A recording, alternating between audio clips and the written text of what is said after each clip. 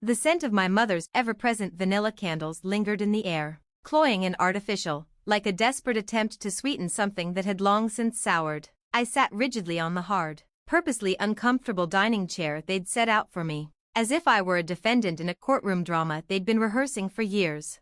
At 29, I was somehow old enough to be criticized like a child but still too young, in their eyes, to be taken seriously. My father, Robert Anderson, took center stage like a seasoned CEO delivering bad news at a shareholder meeting. His crisp polo shirt and iron chinos screamed control. Next to him, my mother, Patricia, sat with her legs crossed and hands clasped, ever the picture of polite disappointment. That expression had been her signature look since I turned 13. Marcus, my older brother, lounged in the leather recliner like a man with nothing to prove. His wedding ring glinted in the light as he lazily scrolled his phone, playing the part of the bored, accomplished sibling. He was 32, with the full starter pack, wife, 2 kids, suburban home, mid-level job at dad's firm. He was everything they praised, mostly because he followed the script.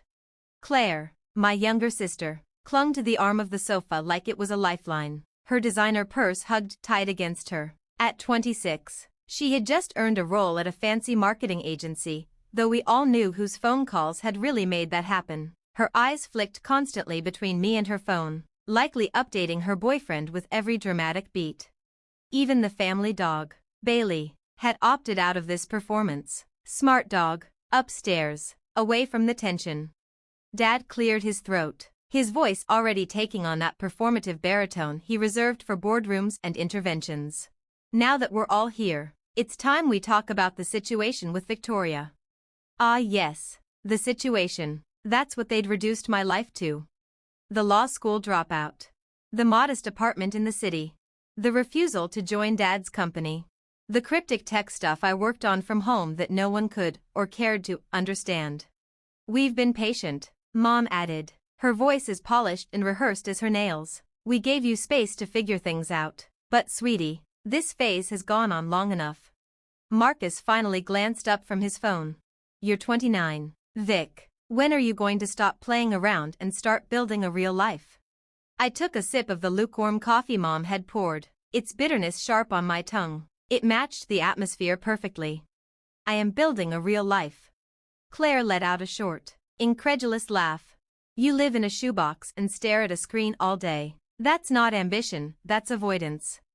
Dad stepped toward the fireplace, adjusting a family photo that didn't need adjusting. It was from Marcus's wedding. I remembered that day. I was the one in the off-brand navy dress, standing a few inches too far from everyone else, the invisible outlier. He turned back to me with the weight of judgment in his eyes. Your mother and I have talked, and we've decided it's time for a change. No more monthly transfers. No more making excuses when people ask what you're doing with your life. No more pretending this fantasy is working. Fantasy. The word hit like a slap. If they only knew how much grit, intelligence, and sacrifice that fantasy required, how many hours I spent building systems, negotiating deals, writing code that powered real companies. But to them, anything that didn't come with a business card or a brick-and-mortar office was make-believe. We've arranged an interview for you next week, Mom said, sliding a manila folder across the table like a peace offering. Patterson and Associates. It's a solid firm. You'd start as a paralegal. Claire perked up. And James's sister lives in a lovely apartment complex near there. Perfect for someone trying to get their life on track. Young professionals. The phrase sounded like a label you'd slap on a scented candle. If only they knew my team's interns made more in equity than Dad did in a year. I appreciate the effort, I said evenly, but I'm actually doing really well where I am. Marcus dropped his phone onto the table with theatrical frustration. This is exactly what we're talking about. You think you're doing well, but you're not. You're wasting your potential. I met his gaze, calm and steady. If only they knew how high that potential had already taken me. But that truth, that revelation, it wasn't for today. What potential? I asked softly. The question landed like a slap. For the first time all afternoon, they didn't have a ready answer. Mom was the first to recover. Your intelligence, she said, almost pleading. Your education, your family name. You could be someone who matters. Someone who matters.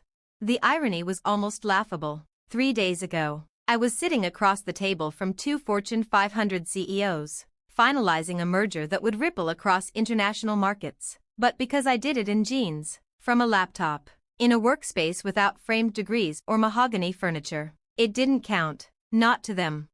Dad cleared his throat, his tone shifting into the unshakable finality of a closing argument. "We're staging an intervention," he declared. "Your life is pathetic, Victoria. It's time you face reality." Pathetic. The word hung in the air like fog, thick, cold, unwelcome. Something inside me snapped, quietly, finally, like the soft click of a lock turning. 3 years of being tolerated, not understood. 3 years of being underestimated. 3 years of watching them apologize for me behind closed doors, while I built a company from nothing. My phone buzzed on the coffee table. The screen lit up with the name, Forbes magazine editorial. I reached for it. "Don't answer that," Dad barked. "This conversation isn't over." "Actually," I said, standing up and swiping the screen, "I think it just might be." I pressed the speaker button. "This is Jennifer Walsh from Forbes," came the crisp voice with a Manhattan lilt. "We're all set for your interview tomorrow. We're thrilled to feature you as our youngest self-made billionaire cover story." The silence was immediate and deafening. Mom's coffee cup slipped from her fingers, smashing on the hardwood with a sound that punctuated the shock. Marcus's phone slid from his lap, the screen cracking like the illusion they'd all clung to. Claire's perfectly glossed lips parted in disbelief.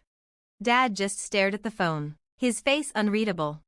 "Billionaire?" Claire whispered, as if the word itself hurt her throat. I kept my voice level. "Yes, Jennifer, I'm ready. Will 2 p.m. still work, or would you prefer earlier?"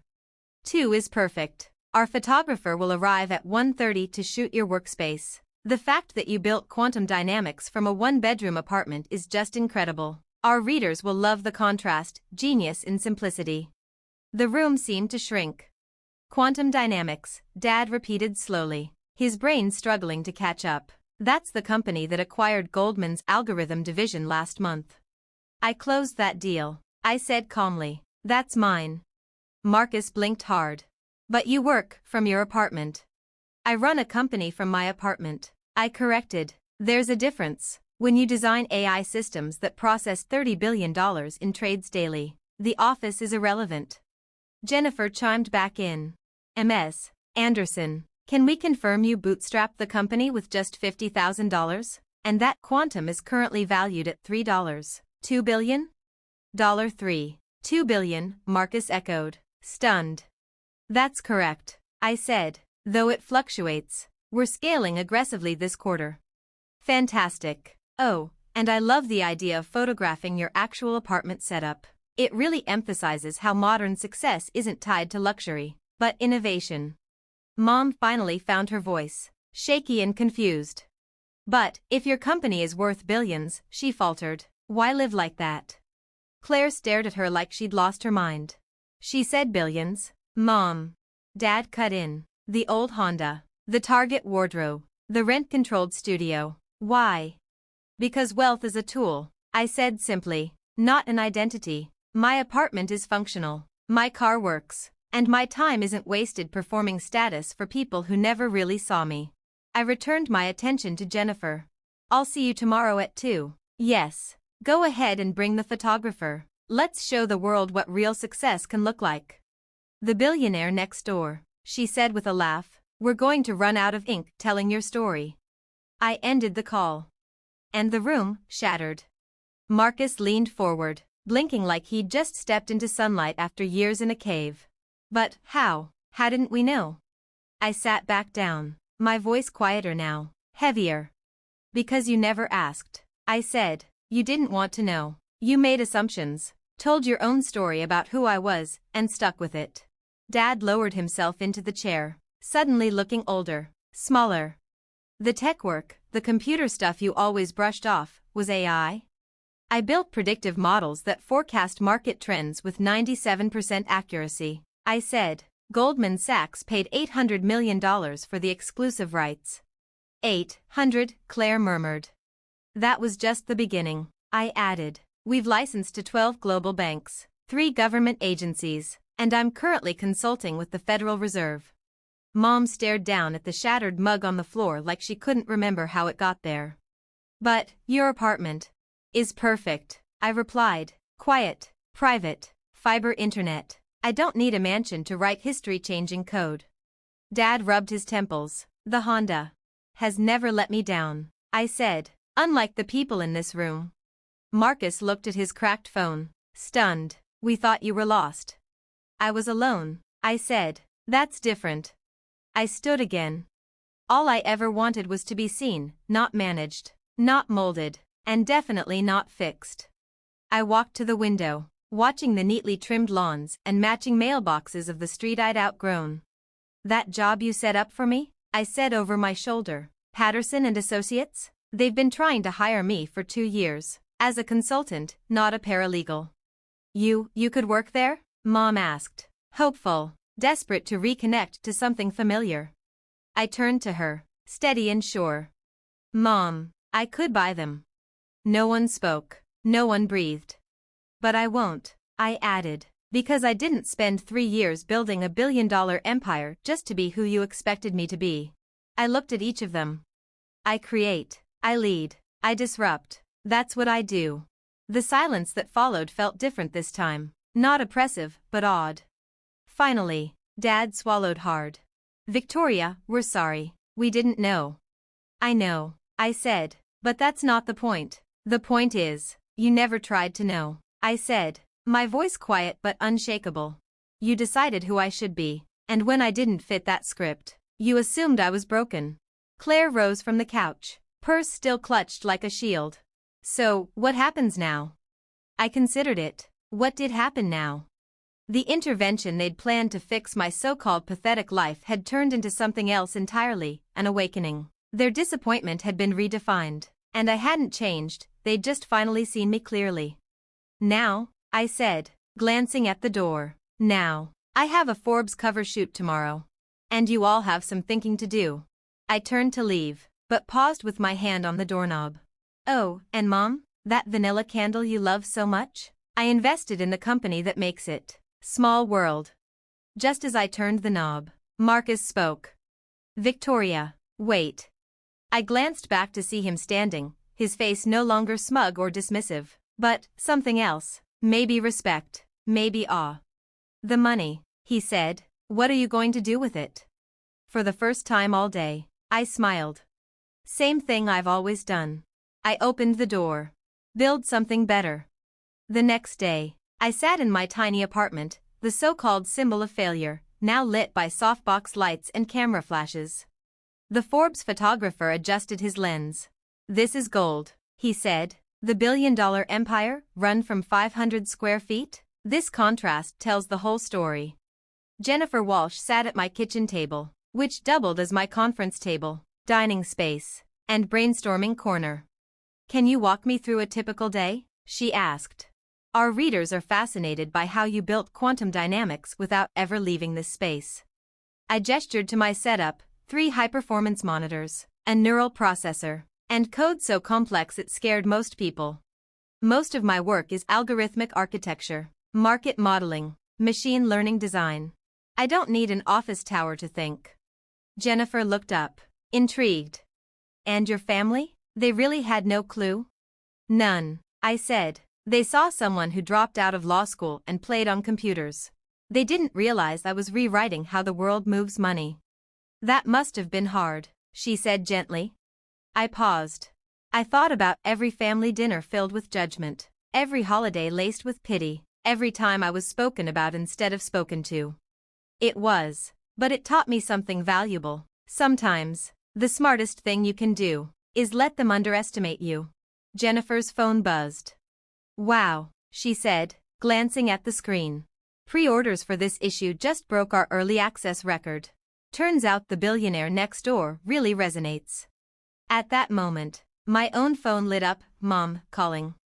Excuse me, I said, stepping into the small bathroom, my sanctuary for investor calls and crisis management Zooms, and answered. Victoria? Mom's voice was soft, uncertain, human. I hope I'm not interrupting something important. I'm in the middle of the Forbes interview, I said, but it's okay. Oh, right, of course, I'm sorry. Mom, it's fine, what's going on? A pause, a breath. Your father and we've been talking. About yesterday, about everything. Anne, another pause. We're proud of you, truly. I just wish we'd seen it sooner. It was simple, and it was everything. Thank you, I said, the words catching more than I expected. Would you come to dinner this weekend? She asked. Not an intervention, just dinner, as a family, and maybe you could tell us about your work. Really tell us, we'd like to understand. I looked at myself in the mirror, this tiny bathroom where I had whispered affirmations and fought off tears during the early, brutal days of entrepreneurship. I'd love to, I said. Back in the living room, Jennifer smiled. Everything okay? Better than okay, I said, settling back into my desk chair, the throne from which I had built an empire. Final question, she said, pen poised. What would you say to other entrepreneurs whose families don't understand their path? I thought for a moment. I'd say success isn't about proving them wrong, it's about proving yourself right. And if they don't understand your path, walk it anyway. Just walk it so boldly that one day, they have no choice but to follow. The photographer clicked one last shot, me in my simple chair, surrounded by a billion-dollar company disguised as a minimalist workspace. Got it, he said. This is the cover. As they packed up their gear, my phone buzzed. Marcus, just read about quantum. Holy hell, I'm proud of you. Claire, can you teach me about AI? I want to learn. Dad, your old room's still here. If you ever want to work from home, we'll stay out of your way, but we'd love to have you around. I looked around the apartment, my fortress, my lab, my launchpad. Tomorrow, my face would be on newsstands across the world.